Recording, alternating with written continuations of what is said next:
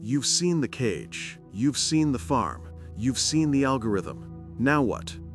Most people stop here. They become professional victims. They know they're being controlled, they know they're being harvested, they know they're being manipulated, and they do absolutely nothing about it except complain. They think awareness is the same as power. It's not. Awareness without action is just sophisticated slavery. You're still in the cage. You just know the bars exist now. This is video 3 of the Neo-Machiavellian series. In video 1, I woke you up. In video 2, I showed you the harvest. Today, I'm giving you the blueprint to build your way out. Not escape, build. Because the world doesn't play fair. It never has, it never will. And the people who win aren't the ones crying about fairness. They're the ones building power while everyone else is complaining about the game. Machiavelli understood something most people refuse to accept. The world rewards builders, not believers. It rewards action, not awareness. It rewards those who create leverage, not those who wait for permission. Today, you're going to learn the 7 Neo-Machiavellian building principles that separate survivors from victims, creators from consumers, and the dominated from the dominant. But here's the warning. This knowledge is dangerous, not because it's evil, because it works. And people who know how to build power in an unfair world become threats to those who profit from your powerlessness. Subscribe now, because what I'm about to share will either transform you into a builder or expose you as someone who prefers to stay comfortable in their cage. Let's begin. Here's the brutal truth most people don't want to hear. Awareness is the cheapest form of rebellion. You watch videos about how you're being controlled, you read books about manipulation, you share posts about the system being rigged. You feel smart, you feel awake, you feel superior to the masses who don't see what you see. But you're still broke, still working a job you hate, still scrolling the same feeds, still living the same life you were living before you became aware. The only difference? Now you're aware that you're stuck. That's not freedom. That's sophisticated suffering. Let me show you what happens to most people after they wake up. Stage 1, the awakening. They discover that the system is rigged, the game is unfair, the algorithms are manipulating them. They feel shock, then anger, then determination. I'm going to change everything, they say. Stage 2, the consumption phase. They consume more content about how broken everything is. More videos, more books, more podcasts. They become experts in explaining what's wrong with the world. They can articulate every problem perfectly. Stage 3, the paralysis. They become overwhelmed by how big the problems are. They realize they can't fix the algorithm, they can't change the system, they can't stop the harvest. So they do nothing. They stay informed, but inactive. Aware, but powerless. Stage 4, the cynicism. They start mocking people who try to build anything. It won't work anyway. The system will just crush it. You can't win. They become professional pessimists. Smart enough to see the problems, but too scared to attempt solutions. Stage 5, the surrender. They go back to the cage. They keep scrolling. They keep being harvested. They keep playing the rigged game. The only difference? Now they're better about it. They're aware they're slaves, which somehow makes them feel superior to the slaves who don't know they're slaves. But they're still fucking slaves. This is the awareness trap, and it's where most people die. They mistake knowing about the problem for solving the problem. They confuse understanding the game for winning the game. They think being awake is the same as being free. Here's what the elite know that you don't. Awareness is worthless without execution.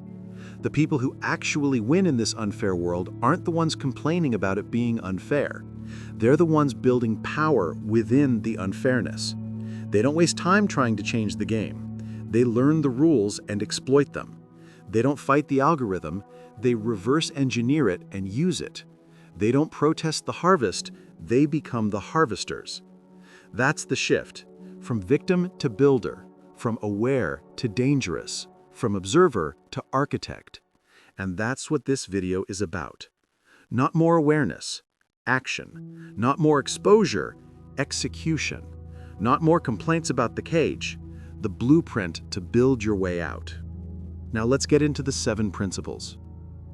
Principle 1. Build in silence, reveal in victory. The modern world has trained you to announce everything.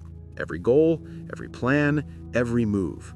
Social media has turned your life into a performance where you're constantly updating an audience about what you're doing, what you're planning, what you're thinking. This is destroying you. Every time you announce a goal before you achieve it, your brain releases dopamine as if you already accomplished it. You get the reward without doing the work. That's why people who talk about their goals constantly never achieve them. They're getting the satisfaction from the announcement, not the accomplishment. But there's something even more dangerous about announcing your plans. You're giving your enemies the blueprint to stop you. And everyone is your enemy until they prove otherwise. The moment you tell people what you're building, you invite their doubt, their criticism, their sabotage. Sometimes it's obvious. That won't work. You're not qualified. Someone already tried that and lost everything. Sometimes it's subtle. That's interesting, but have you considered all the ways it could fail? They plant seeds of doubt that grow into forests of inaction. The Neo-Machiavellian understands. Your plans are your power. The moment you share them, you dilute that power. Here's how this works in practice. You want to start a business. Most people immediately tell everyone they know. They post about it. They ask for advice. They seek validation. What happens? Their uncle tells them 90% of businesses fail. Their friend knows someone who tried something similar and lost everything. Their colleague subtly suggests they're not ready. By the time they actually start building, they're already carrying the weight of everyone else's fears and failures. The builder does it differently. They keep the idea completely private. They work on it quietly. They solve problems without announcing them. They make progress without performing it. And when they finally reveal what they've built, it's not a plan anymore. It's a result. It's already working. It's already generating value. It's already undeniable. This is the power of silence. When you work in silence, you protect your energy from other people's doubt. You protect your vision from other people's limitations. You protect your progress from other people's sabotage. The strongest moves are the ones no one sees coming. The most dangerous people are the ones working quietly while everyone else is performing loudly. This doesn't mean never sharing anything. It means being strategic about what you share and when. Share results, not plans. Share outcomes, not intentions. Share proof, not promises. Let your success make the noise. Your job is to build. Principle 2. Solve for leverage, not just money. Most people are chasing money. That's why they stay broke. Money is the result, not the strategy. The Neo-Machiavellian doesn't chase money. They build leverage. And leverage generates money automatically. Let me explain the difference. Chasing money means trading your time for dollars. Working more hours, taking more clients, doing more tasks. This is a trap because your time is finite. There are only 24 hours in a day, so your income is capped by your time. No matter how hard you work, you can't work more than 24 hours. This is the cage most people live in their entire lives. Building leverage means creating systems that generate value without requiring your constant presence. This could be a product that sells while you sleep, a piece of content that reaches millions, a team that executes your vision while you strategize the next move, code that automates what used to take hours of human labor. Leverage is anything that multiplies your input. You put in 1 hour of work, you get back 10 hours of value. You create something once, it generates returns infinitely. Here's the framework. Ask yourself this question about everything you do. Is this task scalable? If you do this task 10 more times, does it produce 10 times more value? If yes, it might have leverage. If no, it's just trading time for money. Let me give you practical examples. Writing an email to one client, no leverage. Building an email automation system that nurtures thousands of clients simultaneously, leverage. Doing a task manually every day, no leverage. Building a system that automates that task, leverage. Selling your time by the hour, no leverage. Creating a product that thousands of people can buy without your involvement, leverage. The wealthy understand this instinctively. They don't ask, how can I make more money? They ask, how can I build more leverage? Once you have leverage, money becomes a byproduct. But most people never build leverage because it requires something uncomfortable, investing time and energy up front without immediate reward. Building leverage means working for months on something that might not pay you anything today, but will pay you forever once it's built. This is why most people stay broke. They're addicted to immediate gratification. They need to see money today, this week, this month. They can't delay gratification long enough to build something that compounds. The Neo-Machiavellian thinks in decades, not days. They're willing to build for a year to create something that pays them for the next 10 years. They're willing to sacrifice short-term comfort for long-term power. Here's your first move. Identify one task you do repeatedly, something that takes your time every single day or week. Now ask yourself, how could I systematize this? How could I automate this? How could I delegate this? How could I create a process that doesn't require my presence? That's where leverage begins. Not with $1 million idea, with systematizing one task. Principle 3. Strategic detachment. Emotion is expensive. The world is designed to keep you emotionally reactive. Outrage algorithms, endless news cycles, social media drama, cancel culture, political tribalism. All of it is designed to keep you in a state of emotional chaos. And emotional chaos is expensive. It costs you time, energy, and clarity. The Neo-Machiavellian understands emotion without strategy is just noise. Anger without action is just performance. Passion without plan is just chaos. This doesn't mean being cold or uncaring. It means being strategic about when and how you deploy your emotional energy. Machiavelli wrote, "The lion cannot protect himself from traps, and the fox cannot defend himself from wolves. One must therefore be a fox to recognize traps and a lion to frighten wolves." The key insight? Know when to be which. Most people are lions all the time, loud, aggressive, reactive. Or they're foxes all the time, calculating, cold, detached. The powerful know when to deploy which. Here's how this works. Someone criticizes you online. The emotional response: get defensive, argue, waste hours fighting strangers. The strategic response: ask yourself, does this criticism help me build what I'm building? If yes, extract the value. If no, ignore completely. You lose a client, a job, an opportunity. The emotional response: spiral into self-doubt, question everything, stop building. The strategic response: analyze what went wrong, extract the lesson, adjust strategy, keep building. Someone betrays you. The emotional response: get revenge, waste energy on payback, let them occupy mental real estate forever. The strategic response: cut them off completely, learn what red flags you missed, build better selection criteria, and never think about them again. The pattern: emotions give you data, strategy tells you what to do with that data. Most people let emotions drive their decisions. The result? Reactive chaos. The Neo-Machiavellian lets strategy drive their decisions. Emotions inform, but never control. Here's the practice. When something happens that triggers strong emotion, pause. Don't react immediately. Ask yourself 3 questions. What is this emotion telling me? What outcome do I actually want? What action serves that outcome best? This creates a gap between stimulus and response.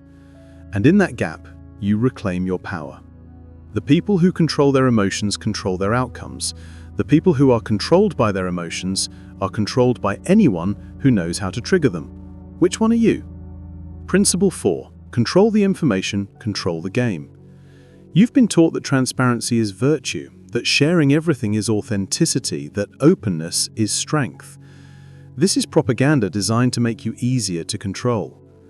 The Neo-Machiavellian understands information is currency.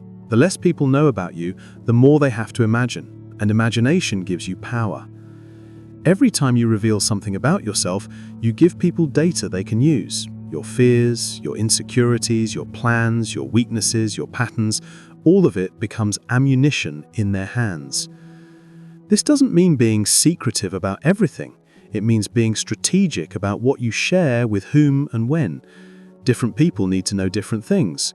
Your close circle knows more than your acquaintances. Your business partners know different things than your family. Your competitors know nothing. You don't want them to know.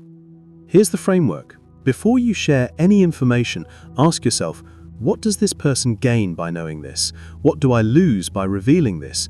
What outcome am I trying to create by sharing this? If you can't answer all three questions clearly, don't share it. Let me give you practical applications. In negotiations, the person who reveals their constraints first loses. If you tell them your budget, your deadline, your alternatives, they'll use all of it against you. Keep your options hidden. Keep your limits private. Let them reveal theirs first. In professional settings, don't tell everyone your next career move, your salary expectations, your frustrations with your current role. Every piece of information you share reduces your leverage. People make assumptions, they form opinions, they put you in boxes, and those boxes become cages. In social situations, you don't need to share your entire history with everyone you meet. Your struggles, your failures, your traumas, those are yours. Share them strategically with people who have earned that trust, not casually with people who are just curious. On social media, understand that everything you post is permanent data that builds a profile of you. Every opinion, every photo, every like, it's all being collected and analyzed. The smart ones curate their digital presence strategically. They share only what serves their goals. Here's the practice. For the next week, before you share anything, pause, ask those three questions. What do they gain by knowing this? What do I lose by revealing this? What outcome am I trying to create by sharing this? If you're shocking at much information you've been giving away. Principle 5. Build multiple paths to every goal. Most people have one plan. If that plan fails, they fail. The Neo-Machiavellian has 3 plans for every goal. Plan A is the ideal path. Plan B is the backup if A fails. Plan C is the nuclear option if everything else collapses. This is strategic redundancy, and it's how you become unbreakable. People who only have one path to success are fragile. The moment that path gets blocked, they crumble. People who have multiple paths are anti-fragile. The more obstacles appear, the more adaptive they become. Here's how this works. You want to build income. Plan A, start a business in your expertise area. Plan B, freelance in that same area while building the business. Plan C, create digital products teaching others your expertise. All 3 paths lead to the same destination, financial independence. But if one path gets blocked, you have 2 others. You want to build an audience. Plan A, YouTube long-form content. Plan B, short-form content on Instagram and TikTok. Plan C, written content on X and newsletters. Same destination, multiple paths. You can't be stopped by a single failure. This applies to everything: career paths, relationship strategies, financial plans, health protocols, education routes. The powerful always have alternatives. They're never dependent on a single option. This makes them impossible to control. You can't threaten someone who has other options. You can't manipulate someone who has backup plans. Here's the practice. Pick one major goal you have right now. Write down 3 completely different ways to achieve it, not variations of the same approach, 3 fundamentally different strategies. Then start executing all 3 simultaneously. Don't put all your effort into one path. Diversify your action. This way, you're not gambling on one approach. You're engineering probability in your favor. Principle 6. Create value. Don't seek validation. The modern attention economy has trained you to seek validation instead of creating value. Likes, comments, views, followers, shares. All of it is designed to make you addicted to other people's approval, and addiction to approval is slavery. The Neo-Machiavellian doesn't seek validation. They create value, and value generates respect automatically. Let me show you the difference. Seeking validation means posting content to see how people react. Creating value means solving problems that actually exist. Seeking validation means asking people if your idea is good. Creating value means building the idea and letting results speak. Seeking validation means needing others to affirm your worth. Creating value means your worth is self-evident through what you build. Here's why this matters. Validation is temporary. You get a hit of dopamine from likes today. Tomorrow, you need more. It's an endless cycle of needing external approval to feel valuable. Value is permanent. You solve someone's problem. You create something useful. You build something that improves lives. That value exists whether anyone acknowledges it or not. The shift from validation seeking to value creation is the shift from performer to builder. Performers need an audience to feel alive. Builders create whether anyone's watching or not. Here's how to make this shift practically. Stop measuring your worth by engagement metrics. Start measuring your worth by problems solved. Stop asking people if they like your idea. Start building it and letting the market tell you. Stop posting everything for approval. Start creating things that serve specific needs. The validation will come, but it will be a byproduct of value, not the goal. When you create real value, people notice. They respect you. They seek you out. They want to work with you. Not because you performed well, but because you built something they need. That's real power, not dependent on anyone's approval, self-sustaining, self-evident. Principle 7. Build your own game. Don't play theirs. This is the ultimate principle, the highest level of strategic thinking. Most people spend their entire lives playing games that other people designed. The education system, the corporate ladder, the social status hierarchy, the content algorithm, the investment markets. All games designed by others with rules that benefit them. The Neo-Machiavellian doesn't play other people's games. They build their own game with rules they control. Let me explain this clearly. When you play someone else's game, you're operating in their framework. They set the rules. They decide what success looks like. They control the rewards. You're competing with everyone else who's also playing their game, and the house always wins. When you build your own game, everything changes. You set the rules. You define success. You control the rewards. You decide who plays. And most importantly, you're not competing with anyone because you're the only one playing your game. Here's what this looks like practically. Playing their game, trying to climb the corporate ladder by following the standard path, competing with thousands of others for the same positions, waiting for someone else to decide your worth and promotion. Building your own game, creating your own company, defining your own roles, setting your own standards, hiring people to execute your vision.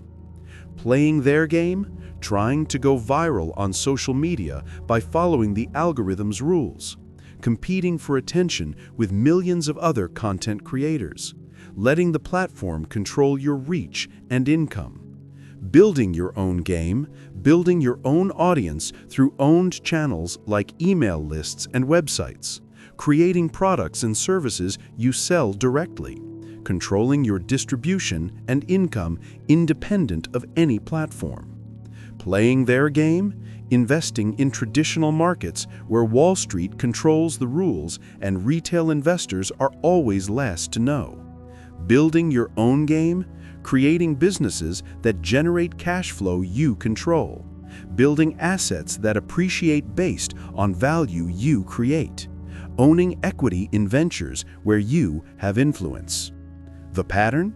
Playing their game means accepting their framework.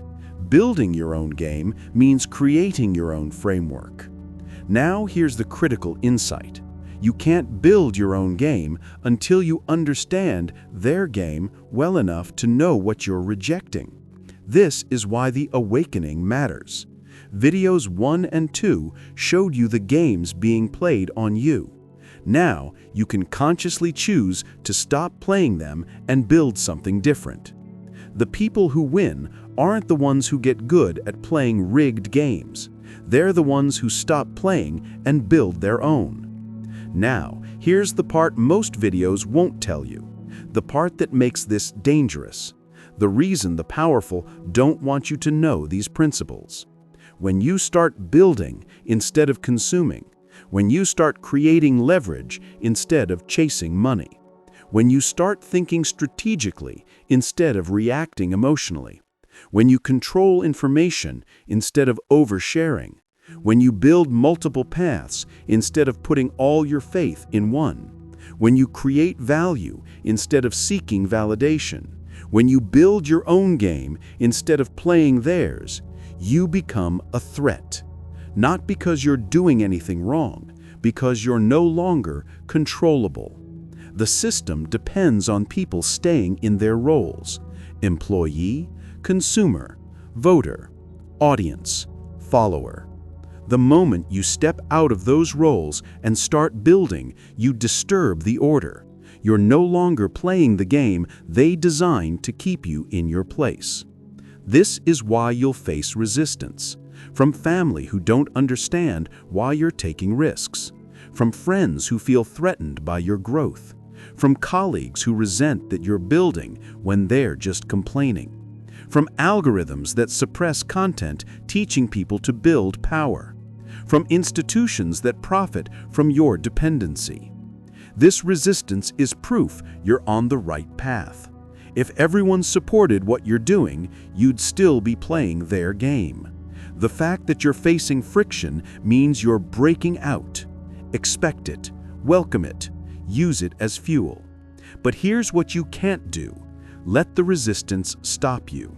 This is where most people quit. The moment it gets hard, the moment people criticize, the moment they face uncertainty, they retreat. They go back to the comfort of the cage, back to complaining, back to consuming, back to being safely powerless. The Neo-Machiavellian understands the resistance is the work. Breaking out is supposed to be hard. Building power in an unfair world is supposed to face opposition. If it was easy, everyone would do it. And if everyone did it, it wouldn't create power. So here's what you do in the next 48 hours. Not next week, not when you feel ready, in the next 48 hours. Choose one principle from this video, just one, the one that resonated most, and take one action toward it. If you chose principle 1, build in silence. Identify one thing you've been talking about but not building. Stop talking about it completely. Start building it privately. If you chose principle 2, solve for leverage. Identify one repetitive task in your work or life. Spend 2 hours figuring out how to systematize or automate it. If you chose principle 3, strategic detachment, next time strong emotion hits, pause before reacting. Write down the 3 questions. What is this telling me? What outcome do I want? What action serves that outcome? If you chose principle 4, control information, audit what you shared publicly this week. Notice patterns. Commit to sharing strategically, not reflexively, going forward. If you chose principle 5, multiple paths, write down one important goal. Create 3 completely different strategies to achieve it. Start executing all 3. If you chose principle 6, create value. Identify one problem you can solve for others. Build the smallest version of a solution. Don't announce it, just build it. If you chose principle 7, build your own game. Write down every game you're currently playing that someone else designed. Choose one to stop playing. Start designing your own alternative. These aren't big dramatic changes. These are small strategic moves. But small strategic moves compound into massive transformation. The difference between people who transform their lives and people who just think about it, action in the next 48 hours. This is war, not against other people, against the version of you that stays comfortable in the cage.